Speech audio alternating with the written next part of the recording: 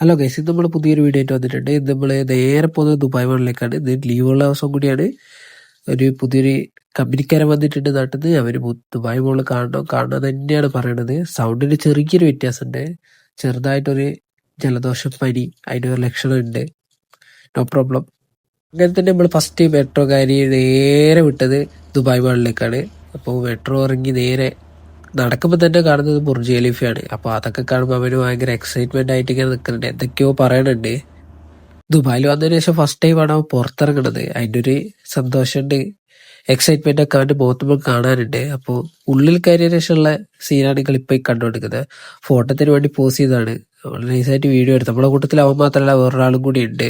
പിന്നെ നമ്മൾ നേരെ അക്യൂരത്തിന്റെ അടുത്തേക്ക് പോയി. അവിടുന്ന് നേരെ നൈസായിട്ട് നമ്മൾ ഇറങ്ങി എസ്കലേറ്റർ കയറി നേരെ ബുർജ് ഖലീഫ വാട്ടർ ഫൗണ്ടിന്റെ അടുത്തേക്ക് പോവാണ്. അപ്പൊ ഗൈസ്, ഇതാണ് ഈ മോളിന്റെ ഒരു സെന്റർ പോയിന്റ് ആയിട്ട് വരുന്നത്.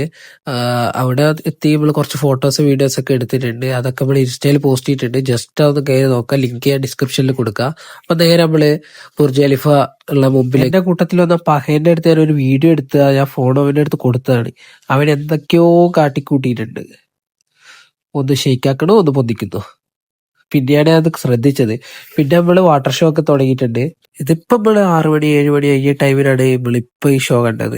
ഇത് റെഡിക്കും പറഞ്ഞാല് ഒരു ലൈറ്റ് ഒക്കെ ഫുള്ള് ഡൗൺ ആയിട്ട് കിടന്ന സമയത്ത് കാണും, അടിപൊളിയായിരിക്കും. ഞാൻ ഒരിക്കൽ കണ്ടിട്ടുണ്ട് ഇത്.